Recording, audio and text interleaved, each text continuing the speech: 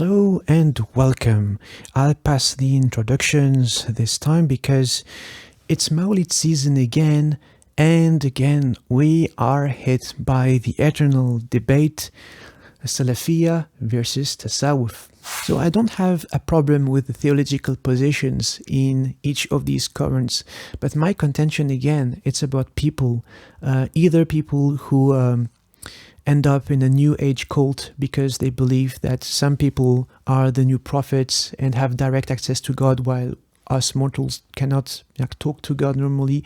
And on the other end of the spectrum, people who, once they deviate from 1 millimeter, they are declared kafir and there's no way back. There's no forgiveness. You're just, burned to hell. So today, no theories, but more of my personal experiences and observations. This is a video for people who are especially new to the faith to understand it. Again, I want people to suspend any judgment because everyone is on their own journeys. I do not belong to any tariqas, and I don't either follow what people would call the way of the Salafs. And I might be wrong, I might be right, I don't know. And this is what I want to share with you. What one may find in Tasawwuf, what one may find in Salafiyya. I believe that, people are trying their best to find the truth. Even within Tasawwuf and even Salafiyya, there is a multitude of divergent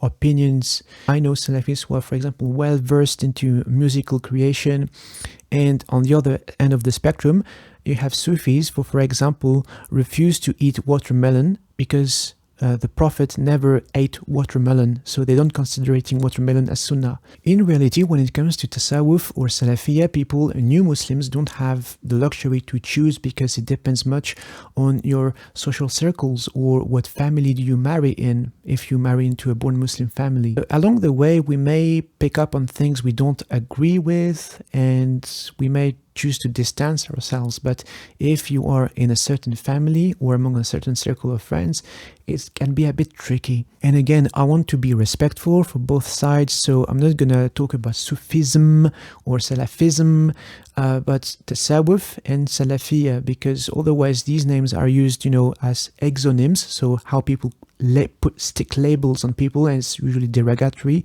But here I want to take a more compassionate and understanding sociological, let's say, perspective. So what about the history of these movements? Tasawwuf comes from the word safa, which means purification, and there's a huge emphasis on the purification of the self in Tasawwuf.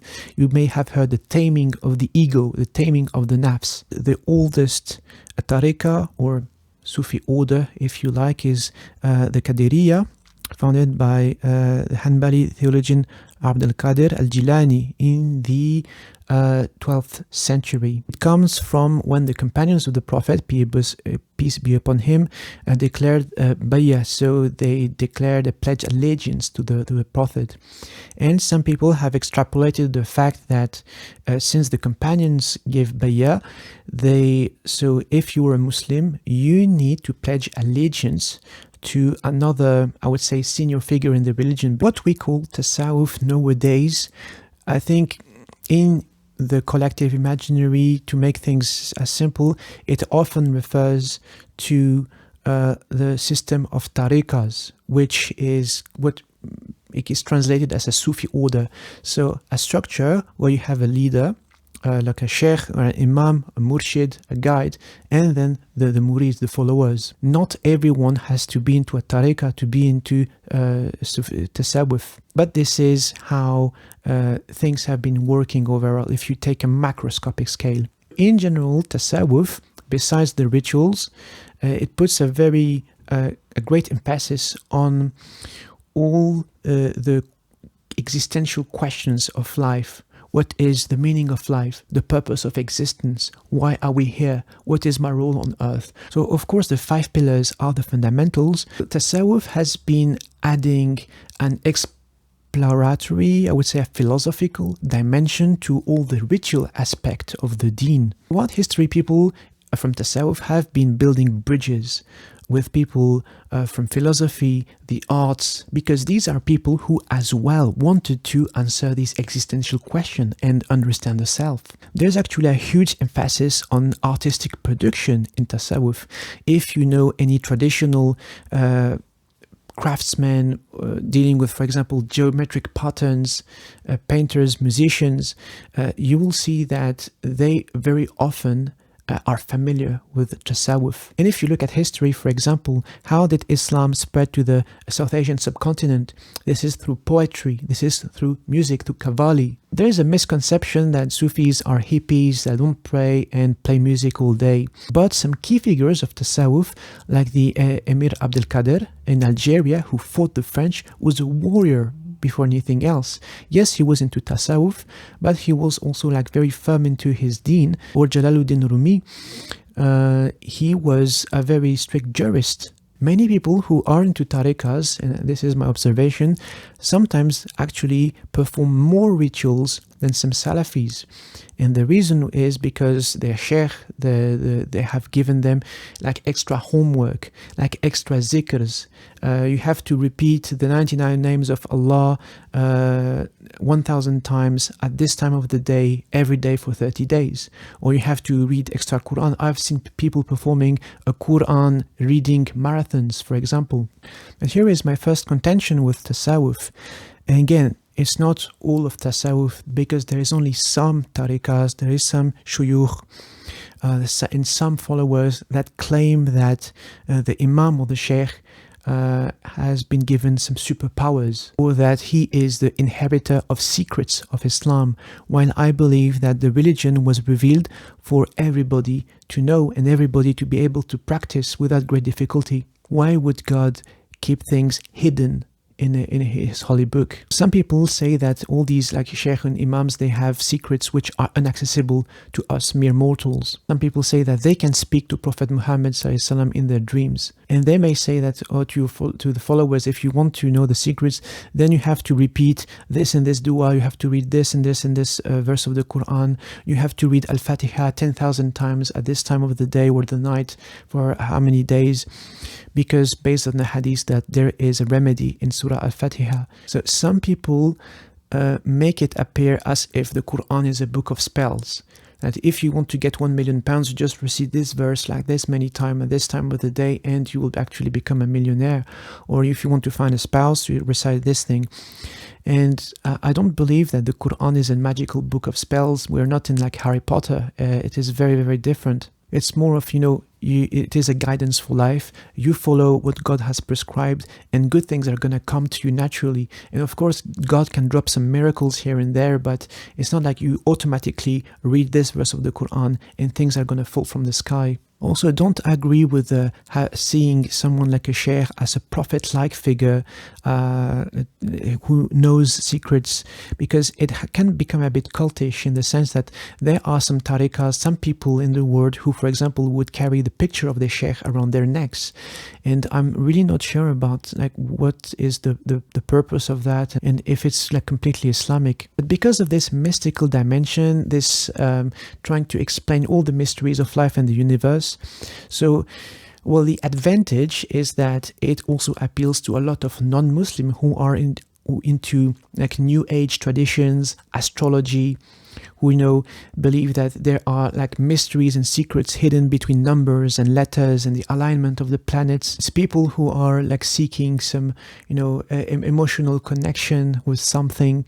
And this is why Rumi, for example, is the like most famous poet in the US, because people believe that he was writing poetry about his girlfriend, while he was writing poetry about God all the time. Some people say that we cannot, as believers, make our own judgment only based on the text, on the Quran and the Hadith. I don't think we need a sheikh or an imam to be called a valid Muslim. You don't have to follow someone or be part of a tariqah to access knowledge and practice Islam. Because as always, and again, this is nothing to do with Tasawwuf, this is human nature, you will find here and there people taking advantage of their platform and their power to control others. But one big advantage of Tasawwuf is that it is very inclusive, in the sense that whoever you are, from whatever culture, ethnicity, most of the tariqas will welcome you, and it is a very welcoming environment. But again, I'm not judging. Everyone has different needs. Everyone has a different approach to the religion.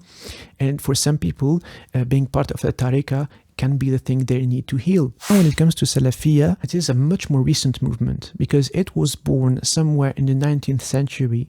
It is often rooted in what people say a revivalism of Islam. And it was created as a resistance to Western imperialism in the first place. You may already know that Salafiyya refers to following the way of the Salafs, which were the three generations which have known the Prophet ﷺ, so the Sahaba, Tabi'in, and the Tabal Tabi'in, who are believed to exemplify how Islam should be practiced. But the most important thing is that Salafiyya came to correct many innovations. I'm talking, for example, at some people worshipping saints. Some people would, for example, visit the grave of a saint and pray for the saint to intercede in their favor. Other cultural innovations might be, the caste system that some Muslims follow, but which has nothing to do in Islam. Most of the mindset of Salafiyya comes from the work of Ibn Taymiyyah, not Abu Taymiyyah. This is a different person. So not only they will consider the Quran and the Hadith as the sole texts in matter of jurisprudence, but they were opposed the use of metaphors or for interpreting the Quran. But the great appeal of Salafiyya, because of that, is that it is very simple to understand. No complications, no secrets. There is no gray areas. It's either black or white. It is very, very binary. There is halal, there is the haram, but there is no in between. If something is not clearly halal or haram, just stay away from it. Just apply a principle of precaution. And this is why I guess many people from challenged backgrounds, especially very chaotic family environments, are attracted to Salafiyya because it gives them a very simple structure.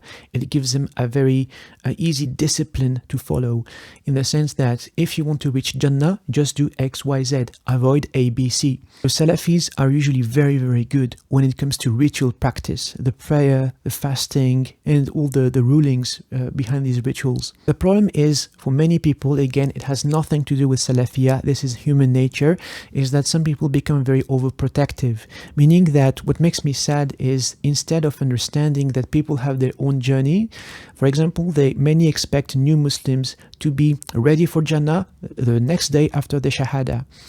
So I've seen, people, new Muslims like coming into tears because someone may have said, oh, you've got some hair from your hijab, you're gonna burn to hell in hell if you don't do that. So very, very harsh treatment for new Muslims sometimes. Not everyone, again. But it's very much, once you do your Shahada, then you have to pray your 5 times, the Fard, the Sunnah, you have to fast on Mondays and Thursdays and the white days, and so on and so on and so on. You have to grow your beard, wear your hijab properly. But again, this is not Salafiyya. It's because some people don't have the emotional intelligence, they don't have the pedagogy skills to teach people how to approach Islam. And many because they haven't been taught Islam otherwise. It was how they were taught. It's like you very, very strict, immediately, no discussion, no questions. And the same with some scholars, even within Salafiyya. I've seen Salafis like following someone, a scholar, and once he just says something a little bit out of line for them, they just, cancel the scholar. we're not following this guy anymore. He's not like a kafir, and there's no way back. There's no. It's very hard, for people to regain like their entry in the club, let's to say. But again, this is only some people. I know Salafis who are very compassionate, who are very understanding, and who are just like wonderful, humanly. There's a bit again human nature. So we were talking about the arts and Tasawwuf, and in Salafiyya there is no much emphasis on the arts, although it is permissible, for example, if you want to draw geometric patterns. But for some people, anything that is not an act of worship in the Quran, in the Sunnah, should be avoided. So why would you do arts? Why would you craft, cut wood or draw on paper, while instead you could be praying, making dua, or reading the Quran? So of course there is like wonderful communities built around Salafiyya, but for most of it, it is a very individualistic experience for many new Muslims, because it's very much about, do your own thing, mind your own business, go to Jannah, and don't look at anything else outside of it. And this is why, again, people who want community are sometimes attracted to tariqas, which is, I would say, not the other end of the spectrum, but a different way of approaching Islam. Everyone has parts of the truth, and I can't think of a single group that has a monopoly of knowledge, a monopoly to the truth. Because the truth ultimately is God and only God, and we may only have bits of it. And people are journeying the best way they can with I hope, the best intentions. But sometimes, human nature takes over, and we see the deviations that we observe, and sadly people get hurt or they get lost. And what surprises me is, why have I been able to make friends on both sides, is because, at the end of the day, all these labels, Sufi, Salafi, they don't mean anything, because I'm just friends with people because they're good people, because we want the same thing in life. We want to reach Allah, and we want to be better people. We want to improve. We want to be a Khalifa. We want to take care of those around us, and we want to make this world a better place.